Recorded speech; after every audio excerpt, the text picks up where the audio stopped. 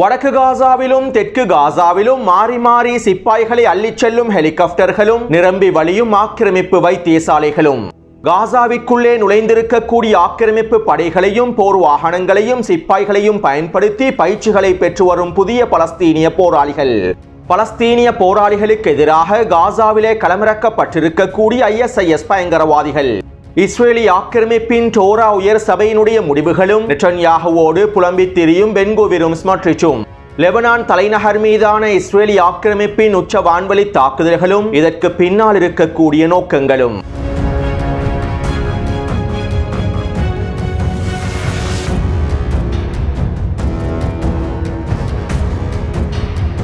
நேற்றிரவு இஸ்ரேலி ஆக்கிரமிப்பு ராணுவம் லெபனானின் தலைநகரான பெய்ரூட்டின் தெற்கு புறநகர் பிரதேசமான தஹியே பிரதேசத்தினை இலக்கு வைத்து உச்ச வான்வழி தாக்குதல்களை மேற்கொண்டிருந்தது. குறித்த பிரதேசத்தில் இருக்கக்கூடிய 5 குடியிருப்பு கட்டிடங்களை இலக்கு வைத்தே உச்ச வான்வழி தாக்குதல்களை மேற்கொண்டிருந்தது. இந்த 5 குடியிருப்பு கட்டிடங்களுக்குள்ளும் ஹிஸ்புல்லா ராணுவத்தின் ட்ரோன் படைப்பிரிவுகள் காணப்படுகின்றன. மேலும் அதிகளவான ட்ரோன் உற்பத்திகளும் குறித்த கட்டிடத்திற்குள்ளே நடைபெறுகின்றன. இதனால் நாங்கள் இந்த 5 கட்டிடங்களை இலக்கு வைத்தும் தாக்குதல்களை மேற்கொள்ளப் போகின்றோம். அவசரமாக குறித்த கட்டிடங்களில் இருக்கக்கூடியவர்கள் முழுமையாக வெளியேறி விடுங்கள் என இஸ்ரேலி ஆக்கிரமிப்பு ஆரம்பத்திலேயே எச்சரிக்கைகளையும் வெளியிட்டிருந்தது. இஸ்ரேலி ஆக்கிரமிப்பின் இந்த எச்சரிக்கைகளை தொடர்ந்து லெபனானினுடைய அரச ராணுவம் குறித்த கட்டிடங்களுக்குள்ளே குவிக்கப்பட்டன. ஹிஸ்புல்லா ராணுவத்தின் ட்ரோன்கள் களஞ்சியப்படுத்தப்பட்டு வைக்கப்பட்டுள்ளதா என்றும் ஹிஸ்புல்லா ராணுவத்தினர் ட்ரோன்களை குறித்த கட்டிடங்களிலே பதுக்கி வைத்துள்ளார்களா என்றும் லெபனானினுடைய அரச ராணுவம் முழுமையாக சோதனை செய்தது. மேலும் குறித்த கட்டிடங்களுக்குள்ளே எந்தவிதமான ட்ரோன்களும் இல்லை, ட்ரோன் உற்பத்தி தொழிற்சாலைகளும் இல்லை என லெபனானினுடைய அரச ராணுவம் உத்தியோகபூர்வமாக அறிவித்தது. இருப்பினும் லெபனானினுடைய அரச ராணுவம் இவற்றினை அறிவித்து அரை மணித்தியாலங்களுக்குள்ளேயே இஸ்ரேலி ஆக்கிரமிப்பு குறித்த 5 கட்டிடங்களை இலக்கு வைத்தும் வான்வழி தாக்குதல்களை மேற்கொண்டிருந்தது. அதாவது இஸ்ரேலி ஆக்கிரமிப்பு ராணுவம் வேண்டுமென்றே இந்த பிரதேசங்களை இலக்கு வைத்து தாக்குதல்களை மேற்கொண்டுள்ளது. குறித்த கட்டிடங்களுக்குள் எந்தவிதமான ட்ரோன்களும் இல்லை என உறுதி செய்யப்பட்டதற்கு பிறகும் இஸ்ரேலி ஆக்கிரமிப்பு குறித்த கட்டிடங்களை இலக்கு வைத்து வான்வழி தாக்குதல்களை மேற்கொண்டுள்ளது. மேலும் இஸ்ரேலி ஆக்கிரமிப்பின் குறித்த தாக்குதல்கள் தொடர்பாக லெபனானினுடைய ஆய்வாளர் ஒருவர் இவ்வாறு தெரிவித்துள்ளார். ஈரானுக்கு எதிரான போரை ஆரம்பிப்பதற்கு முன்பு ஹிஸ்புல்லா ராணுவத்தினை தூண்டி விடுவதற்காகவே நெட்டன்யாஹூ இவ்வாறான வான்வழி தாக்குதல்களை லெபனானுக்குள்ளே மேற்கொண்டு வருகின்றார். நெட்டன்யாஹூ ஈரானுக்கு எதிரான போரை ஆரம்பிக்கும் சந்தர்ப்பத்தில் நெட்டன்யாஹூவுக்கு உச்ச அழுத்தங்களை வழங்குவதற்காக ஹிஸ்புல்லா ராணுவத்தினர் இஸ்ரேலுக்கு எதிரான தாக்குதல்களை மீண்டும் ஆரம்பிக்கலாம். நெட்டன்யாஹூ ஈரானுக்கு எதிரான போரை ஆரம்பித்ததும் ஹிஸ்புல்லா ராணுவத்தினர் இஸ்ரேலுக்கு எதிரான அடுத்த கட்ட தாக்குதல்களையும் ஆரம்பித்து விடலாம். லெபனானிலே யுத்த நிறுத்தம் ஏற்படுத்தப்பட்டதற்கு பிறகு ஹிஸ்புல்லா ராணுவத்தினர் மறைமுகமாக அவர்களை பலப்படுத்துவதற்கான எல்லாவிதமான வேலை திட்டங்களையும் மேற்கொண்டு வருகின்றார்கள். முக்கியமான தலைமைகளின் இழப்புகளில் இருந்து மீண்டு வருவதற்காகவும் உட்கட்டமைப்புகளை முழுமையாக மீள கட்டமைப்பதற்காகவும் எல்லாவிதமான வேலை திட்டங்களையும் ஹிஸ்புல்லா ராணுவத்தினர் மேற்கொண்டு வருகின்றார்கள். மேலும் இதனை நெட்டன்யாஹூ விரும்பவில்லை. இதனால் தான் ஈரானுக்கு எதிரான போரை ஆரம்பிப்பதற்கு முன்பு லெபனானிலே உச்ச வான்வழி தாக்குதல்களை மேற்கொண்டு ஹிஸ்புல்லா ராணுவத்தினையும் தூண்டிவிட்டு லெபனானினுடைய தஹியே பிரதேசத்தினை முழுமையாக தரைமட்டமாக்கி ஹிஸ்புல்லாவை மேலும் பலவீனப்படுத்தி தன்னுடைய இலக்குகளை அடைந்து கொள்ள வேண்டும் என்பதற்காகவே நெட்டன்யாஹூ எல்லாவிதமான முயற்சிகளையும் மேற்கொண்டு வருகின்றார். ஈரானுக்கு எதிரான போரை ஆரம்பிப்பதற்கு முன்பு ஹிஸ்புல்லா ராணுவத்தினை மேலும் பலவீனப்படுத்துவதற்கு நெட்டன்யாஹூ விரும்புகின்றார். இதற்கான உச்ச தாக்குதல்களை தான் தற்போது லெபனானினுடைய தலைநகரில் இவர்கள் மேற்கொண்டு வருகின்றார்கள் என லெபனானினுடைய ஆய்வாளர் ஒருவர் கருத்துக்களை வெளியிட்டிருந்தார். அடுத்து நேற்றிரவு யமன் ஹவுதி ராணுவத்தினர் ஹைப்பர்சோனிக் பாலிஸ்டிக் ஏவுகணைகளை பயன்படுத்தி டெல் அவீவ் பிரதேசத்தையும் ஜெருசலம் பிரதேசத்தையும் இலக்கு வைத்து தாக்குதல்களை மேற்கொண்டிருந்தார்கள். மேலும் டெல் அவீவின் வடக்கு பிரதேசத்தை இலக்கு வைத்து யஃபா ட்ரோன் தாக்குதல்களையும் மேற்கொண்டிருந்தார்கள். இந்த தாக்குதல்களினால் டெல் அவீவ் பிரதேசமும் ஜெருசலம் பிரதேசமும் முழுமையாக முடக்கப்பட்டிருந்தது. மேலும் வழமை போன்று இஸ்ரேலி ஆக்கிரமிப்பின் பென்குரியன் விமான நிலையமானது முழுமையாக முடக்கப்பட்டுள்ளது.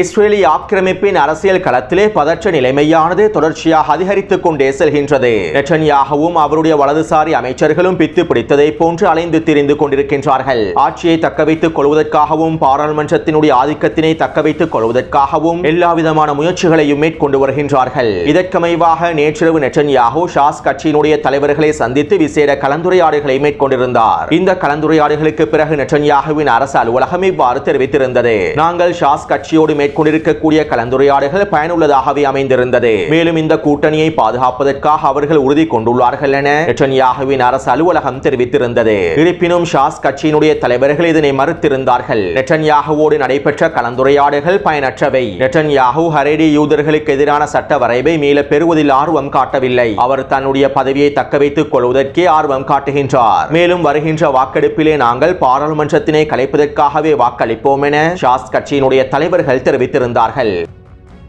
அத்தோடு நேற்றிரவு டோரா உயர் சபையினுடைய தலைவர்கள் மிக முக்கியமான கலந்துரையாடல்களை மேற்கொண்டிருந்தார்கள். தற்போதைய சூழ்நிலையில் எவ்வாறான முடிவுகளை எடுக்க வேண்டும் என்பது தொடர்பாகவே குறித்த கலந்துரையாடல்களை மேற்கொண்டிருந்தார்கள். மேலும் வருகின்ற வாக்கெடுப்பில் பாராளுமன்றத்தினை கலைப்பதற்கான முழுமையான ஆதரவையும் வழங்கப் போவதாகவும் டோரா உயர் சபையினுடைய தலைவர்கள் தெரிவித்துள்ளார்கள். நாங்கள் இந்த பாராளுமன்றத்தினை கலைத்து புதிய பிரதமரை தெரிவு செய்து ஹரேடி யூதர்களை பாதுகாக்கக்கூடிய புதிய சட்டங்களை உருவாக்குவோம் என டோரா உயர் சபையினுடைய தலைவர்கள் இஸ்ரேலிய ஆக்கிரமிப்பு ஊடகங்களிடம் தெரிவித்துள்ளார்கள். இது ஒரு புறம் இருக்க, ஹரேடி யூதர்கள் இஸ்ரேலிய ஆக்கிரமிப்பின் டெல் அவீவ் பிரதேசத்திலும் ஜெருசலம் பிரதேசத்திலும் தொடர்ச்சியான ஆர்ப்பாட்டங்களையும் போராட்டங்களையும் மேற்கொண்டு வருகின்றார்கள். ஹரேடி யூதர்களை இராணுவத்தில் இணைத்துக் கொள்ளக்கூடிய இந்த சட்டமூலத்தினை நெட்டன்யாகு முழுமையாக திரும்ப பெற வேண்டும், நெட்டன்யாகு தன்னுடைய பதவியை இழக்க வேண்டும் என தொடர்ச்சியான ஆர்ப்பாட்டங்களையும் போராட்டங்களையும் மேற்கொண்டு வருகின்றார்கள். அத்தோடு இஸ்ரேலிய ஆக்கிரமிப்பின் தீவிர வலதுசாரி அமைச்சர்களான பென்கோவிரும் ஸ்மட்ரிச்சும் நெட்டன்யாகுவின் அரசாங்கத்தினை பாதுகாப்பதற்காகவும் கூட்டணியை பாதுகாப்பதற்காகவும் தொடர்ச்சியான கலந்துரையாடல்களை மேற்கொண்டு வருகின்றார்கள். மேலும் பென்கோவிர் இஸ்ரேலிய ஆக்கிரமிப்பு ஊடகங்களிடம் இவ்வாறு தெரிவித்திருந்தார். தற்போது இஸ்ரேலின் அரசியல் களத்தில் ஏற்பட்டிருக்கக்கூடிய நிலைமை மிகவும் பயங்கரமான நிலைமையாகும். ஆர்த்தடாக்ஸ் கட்சிகளுக்கும் ஜியோனிச கட்சிகளுக்கும் இடையிலான மோதல் இஸ்ரேலினுடைய அரசியல் களத்தில் மிகப்பெரிய தாக்கத்தினையும் விளைவுகளையும் ஏற்படுத்தப் போகின்றது. நாங்கள் காசாவின் களத்திலே ஹமாஸை முழுமையாக அழித்து வெற்றி பெற வேண்டும். ஆனால் இவர்கள் எங்களை வெற்றி பெறவிட மாட்டார்கள். தற்போதைய சூழ்நிலையில் தேர்தல் நடத்தப்பட்டால் நாங்கள் காசாவின் யுத்த களத்திலே தோல்வி அடைந்து விடுவோம். இவ்வளவு நாளாக நாங்கள் காசாவின் யுத்த களத்திலே அடைந்து கொண்ட வெற்றிகள் அனைத்தும் முழுமையாக சிதைவடைந்துவிடும். தற்போதைய சூழ்நிலையில் ஹமாஸை தோற்கடிப்பதற்கு நாங்கள் ஒற்றுமையாக பயணிக்க வேண்டும் என வலதுசாரி அமைச்சரான பென்கோவிர் தெரிவித்துள்ளார்.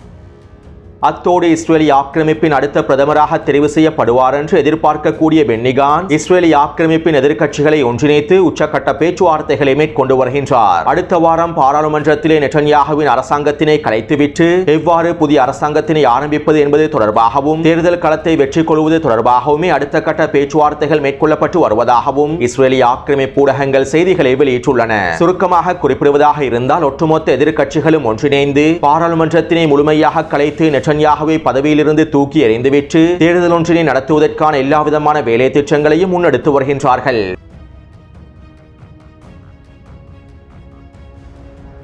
காசாவிலே உள்ள சிறுமி இன்று காலை ஊடகங்களிடம் இவ்வாறு தெரிவித்திருந்தார். இந்த நேரத்திலே ஒட்டுமொத்த உலகமும் குர்பான் கொடுக்கப்பட்டவற்றை பெற்றுக் கொள்வதிலும் விலை உயர்ந்த ஆடைகளை அணிவதிலும் மும்முரமாக இருக்கின்றார்கள். ஆனால் நாங்கள் காசாவிலே படுகொலை செய்யப்பட்டும் பட்டினியினாலும் கொல்லப்பட்டுக் கொண்டிருக்கின்றோம். காசாவிலே நாங்கள் ஒவ்வொரு நாளும் இதயம் உடைக்கப்பட்டு கொல்லப்பட்டு வருகின்றோம். எங்களுக்கு இங்கு ஒரு சிறிய சந்தோஷம் கூட இல்லை. எங்களுடைய வீடுகள் பசியாலும் மரணத்தாலும் நிரம்பியுள்ளன. மௌனமாக இருக்கும் உலகமே, வரலாறு ஒரு பொழுதும் உங்களை மறக்காது. ஏன் காசாவை நீங்கள் கைவிட்டீர்கள் என நிச்சயமாக எங்களுடைய எதிர்கால சந்ததியினர் கேள்விகளை எழுப்புவார்கள் என குறித்த சிறுமி ஊடகங்களிடம் தெரிவித்திருந்தார். மேலும் குறித்த காணொலியை நான் டெலிகிராம் சேனலிலே பதிவிட்டுள்ளேன். அதே போன்று வடக்கு காசாவில் இருக்கக்கூடிய தந்தை ஒருவர் இவ்வாறு ஊடகங்களிடம் தெரிவித்திருந்தார். ஒட்டுமொத்த உலகமும் இன்றைய தினம் விலங்குகளை தியாகம் செய்து பெருநாளை கொண்டாடுகின்றது. நாங்கள் காசாவிலே எங்களுடைய குழந்தைகளை தியாகம் செய்கின்றோம். மௌனமாக இருக்கக்கூடிய அரபுகளே, நிச்சயமாக நாங்கள் தீர்ப்பு நாளில் சாட்சி சொல்வோம் என குறித்த தந்தை ஊடகங்களிடம் தெரிவித்திருந்தார்.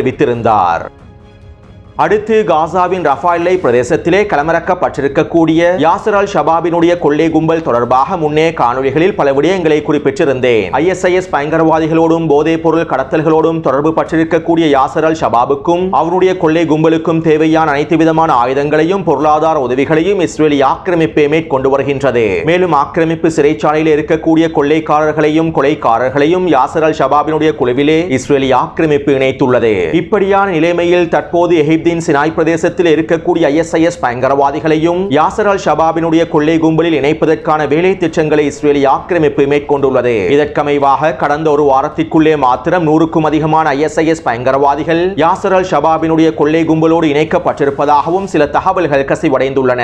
மேலும் இவற்றை உறுதிப்படுத்தும் வகையில் இஸ்ரேலிய ஆக்கிரமிப்பின் முன்னாள் பாதுகாப்பு அமைச்சர் அவிக்டோர் லிபர்மன் இவ்வாறு தெரிவித்துள்ளார். ரஃபாவிலே நெட்டன்யாகு மிகவும் பாரதூரமான விடயங்களை மேற்கொண்டு வருகின்றார். ISIS பயங்கரவாதிகள் பயங்கரவாதிகளோடு நேரடியாக தொடர்பு பற்றிருக்கக்கூடிய குழுக்களுக்கும் கொள்ளை கும்பல்களுக்கும் நெட்டன்யாஹூ நேரடியான உதவிகளை வழங்கி வருகின்றார். இஸ்ரேலினுடைய அமைச்சரவையிலும் பாதுகாப்பு சபையிலும் இதற்கான எந்தவிதமான அனுமதியையும் நெட்டன்யாஹூ பெற்றுக் கொள்ளவில்லை. மேலும் எந்தவிதமான அனுமதியும் இல்லாமலேயே நெட்டன்யாஹூ இவ்வாறான வேலை திட்டங்களை மேற்கொண்டு வருகின்றார் என முன்னாள் பாதுகாப்பு அமைச்சர் அவிக்டோர் லிபர்மன் தெரிவித்திருந்தார். இதைத் தொடர்ந்து நெட்டன்யாஹுவின் அரசு அலுவலகம் அறிக்கை ஒன்றை வெளியிட்டிருந்தது. நாங்கள் காசாவிலே ஹமாஸை தோற்கடிப்பதற்காக எல்லாவிதமான வேலை திட்டங்களையும் மேற்கொள்வோம். ஹமாஸை பலவீனப்படுத்துவதற்காக நாங்கள் எதையும் செய்வோம். மேலும் பாதுகாப்பு சபை தலைவர்களின் அனுமதியை பெற்றே நாங்கள் இந்த வேலை திட்டங்களையும் மேற்கொண்டுள்ளோம். அவிக்டோர் லிபர்மன் போலியான கருத்துக்களையே முன்வைத்துள்ளார். இவற்றை நாங்கள் ஒருபொழுதும் ஏற்றுக்கொள்ள முடியாது என நெட்டன்யாஹுவின் அரசு அலுவலகம் வெளியிட்ட அறிக்கையில் குறிப்பிடப்பட்டிருந்தது. இதைத் தொடர்ந்து இஸ்ரேலிய ஆக்கிரமிப்பின் எதிர்க்கட்சி தலைவர் யாயர் லாபிட் இவ்வாறு தெரிவித்தார். நெட்டன்யாஹூ காசாவிலே ISIS ஓடு தொடர்பு பற்றிருக்கக்கூடியவர்களுக்கு முழுமையான ஆயுதங்களை வழங்கி வருகின்றார். எந்தவிதமான மூலோபாய திட்டமும் இல்லாமலேயே நெட்டன்யாஹூ இந்த விடயத்தினை மேற்கொண்டு வருகின்றார். இது இஸ்ரேலின் எதிர்காலத்திற்கு மிகப்பெரிய அச்சுறுத்தலை ஏற்படுத்தக்கூடியதாகும். மேலும் நெட்டன்யாஹுவின் இந்த அரசாங்கம் முழுமையாக கலைக்கப்பட வேண்டும் என இஸ்ரேலிய ஆக்கிரமிப்பின் எதிர்க்கட்சி தலைவர் யாயர் லாபிட் தெரிவித்திருந்தார். எனவே தற்போது ரஃபாய் பிரதேசத்தில் இயங்கி வரக்கூடிய யாசர் அல் ஷபாபோடும் அவனுடைய கொள்ளை கும்பல்களோடும் ISIS பயங்கரவாதிகளும் களமிறக்கப்பட்டுள்ளார்கள் என்பதனை இஸ்ரேலிய தரப்பினரை உறுதி செய்துள்ளார்கள். கிட்டத்தட்ட 100க்கும் அதிகமான ISIS பயங்கரவாதிகள் யாசர் அல் ஷபாபின் கொள்ளை கும்பலோடு இணைக்கப்பட்டிருப்பதாகவே தெரிவிக்கப்படுகின்றது. காசாவிலே இஸ்ரேலிய ஆக்கிரமிப்பு ராணுவத்திற்கு பலஸ்தீனிய போராளிகளை முழுமையாக எதிர்க்க முடியவில்லை. பலஸ்தீனிய போராளிகளை பலவீனப்படுத்த முடியவில்லை. எனவே இந்த சந்தர்ப்பத்தில் யாசர் அல் ஷபாபையும் அவனுடைய கொள்ளை கும்பல்களையும் பயன்படுத்தி ISIS பயங்கரவாதிகளையும் களமிறக்கி பலஸ்தீனிய எதிர்ப்பு குழுக்களுக்கு எதிரான தாக்குதல்களை மேற்கொள்வதற்காகவுமே இஸ்ரேலிய ஆக்கிரமிப்பு இவ்வாறான திட்டங்களை வகுத்துள்ளது. சுருக்கமாக குறிப்பிடுவதாக இருந்தால் காசாவிலே பலஸ்தீனிய போராளிகளை அழிப்பதற்காகவும் பலஸ்தீனிய போராளிகளை பலவீனப்படுத்துவதற்காகவும் யாசர் அல் ஷபாபினுடைய தலைமைக்கு கீழால் ஒரு மிகப்பெரிய ISIS பயங்கரவாத குழு ஒன்றையே அமைத்து வருகின்றார்கள். அத்தோடு யாசர் அல் ஷபாபையும் அவனுடைய கொள்ளை கும்பல்களையும் அவர்களோடு இணைந்திருக்கக்கூடிய ISIS பயங்கரவாதிகளையும் முழுமையாக அழிப்பதற்கான எல்லாவிதமான இராணுவ நடவடிக்கைகளையும் பலஸ்தீனிய போராளிகளும் மேற்கொண்டு வருகின்றார்கள்.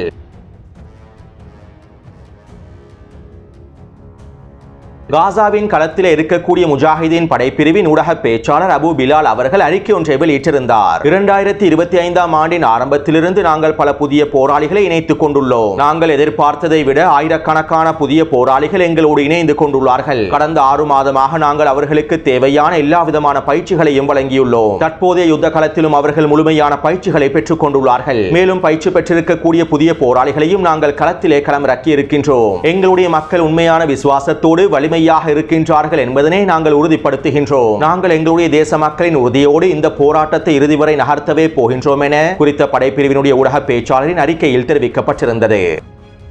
தற்போது காசாவின் களத்திலே அல்கஸாம் படைப்பிரிவினர், அல் குதுஸ் படைப்பிரிவினர், அல் அக்ஸா படைப்பிரிவினர் என ஒட்டுமொத்த படைப்பிரிவினரும் தங்களுடைய புதிய போராளிகளை களமிறக்கியுள்ளார்கள். இந்த வருட ஆரம்பத்திலே புதிய போராளிகளை இணைத்துக் கொள்வதற்கான வேலை திட்டங்கள் ஆரம்பிக்கப்பட்டிருந்தன. மேலும் இதன்போது ஆயிரக்கணக்கான புதிய போராளிகள் பலஸ்தீனிய எதிர்ப்பு குழுக்களில் இணைந்து கொண்டார்கள். கிட்டத்தட்ட 20,000க்கும் அதிகமான புதிய போராளிகள் இணைந்து கொண்டிருப்பதாகவே இஸ்ரேலிய ஆக்கிரமிப்பு இராணுவ ஆய்வு நிறுவனங்களும் தெரிவித்துள்ளன. மேலும் கடந்த 6 மாதமாக பலஸ்தீனிய புதிய போராளிகளுக்கு தேவையான எல்லா விதமான பயிற்சிகளும் வழங்கப்பட்டுள்ளன.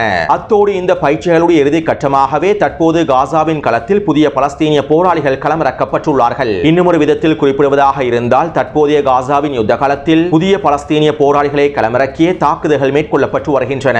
இன்னும் காசாவின் களத்தில் பலஸ்தீனிய எதிர்ப்பு குழுக்கள் உச்ச தாக்குதல்களை ஆரம்பிக்கவில்லை. புதிய பலஸ்தீனிய போராளிகளுக்கான பயிற்சியாகவே தற்போதைய தாக்குதல்களை மேற்கொண்டு வருகின்றார்கள்.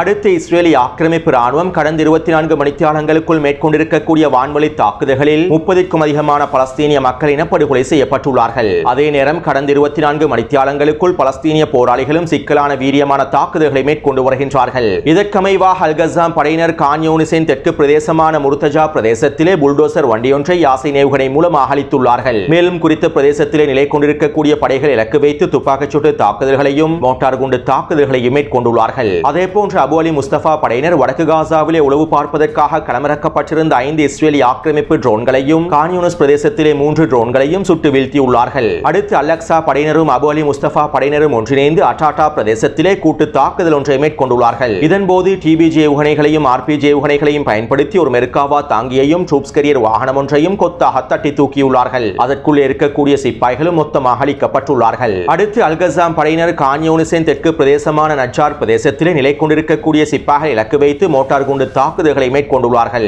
இதன்போது குறித்த பிரதேசத்திலே நிலை கொண்டிருந்த ஜீப் வண்டி ஒன்று மொத்தமாக அழிக்கப்பட்டுள்ளது. அதனோடு இருக்கக்கூடிய சிப்பாய்களும் முழுமையாக அழிக்கப்பட்டுள்ளார்கள். அடுத்து அல்கசாம் படையினர் ஜபலியாவின் கிழக்கு பிரதேசத்திலே யாசின் ஏவுகணையையும் ஷபாஸ் வெடிகுண்டையும் பயன்படுத்தி ஒரு ட்ரூப்ஸ் கேரியர் வாகனம் ஒன்றை வெடிக்கச் செய்துள்ளார்கள். மேலும் இவர்களை அள்ளிச் செல்வதற்காக வருகை தந்த ஜீப் வண்டி ஒன்றை இலக்கு வைத்தும் ஏவுகணை தாக்குதல்களை மேற்கொண்டுள்ளார்கள். இந்த தாக்குதலிலே குறித்த ஜீப் வண்டியும் அதற்குள்ளே இருக்கக்கூடிய சிப்பாய்களும் மொத்தமாக அழிக்கப்பட்டுள்ளார்கள். அடுத்து அல் குதுஸ் படையினர் கான் யூனிஸின் தெற்கு பிரதேசமான அல் நஜ்ஜார் பிரதேசத்திலே பெரல் வெடிகுண்டை பயன்படுத்தி ஒரு ட்ரூப்ஸ் கேரியர் வாகனத்தையும் அதனோடு வந்த படையையும் மொத்தமாக தட்டி தூக்கியுள்ளார்கள். குறித்த ட்ரூப்ஸ் கேரியர் வாகனமானது முழுமையாக தீக்கிரையாக்கப்பட்டிருப்பதாகவும் தெரிவிக்கப்படுகின்றது. இந்த தாக்குதலை தொடர்ந்து குறித்த பிரதேசத்திற்கு வருகை தந்த மெர்காவா போர்த்தாங்கி வாகனம் ஒன்றையும் யாசின் ஏவுகணை மூலமாக தட்டி தூக்கியுள்ளார்கள். அடுத்து இன்று மாலை கான் யூனிஸின் கிழக்கு பிரதேசத்தில் அல்கசாம் படையினர் சிக்கலான தாக்குதல் ஒன்றை மேற்கொண்டுள்ளார்கள். குறித்த பிரதேசத்தில் இஸ்ரேலிய ஆக்கிரமிப்பின் உயரடுக்கு படைப்பிரிவான மெகலன் படைப்பிரிவினுடைய 20க்கும் அதிகமான சிப்பாய்கள் ஒரு வீடொன்றிற்குள்ளே பதுங்கியிருந்துள்ளார்கள். குறித்த பிரதேசத்திலே தாக்குதல்களை மேற்கொண்டு விட்டு ஓய்வெடுப்பதற்காகவே மெகலன் படைப்பிரிவினர் குறித்த வீச்சிலே தங்கியுள்ளார்கள். இருப்பினும் இந்த மெகலன் படைப்பிரிவினர் குறித்த வீச்சை அடைவதற்கு முன்பே பலஸ்தீனிய போராளிகள் குறித்த வீச்சிலே பொறிகளை வைத்துள்ளார்கள். இதனால் இவர்கள் வீச்சை அடைந்ததும் குறித்த பொறியானது வெடிக்கச் செய்யப்பட்டு ஒட்டுமொத்த வீடும் சிதைக்கப்பட்டுள்ளது.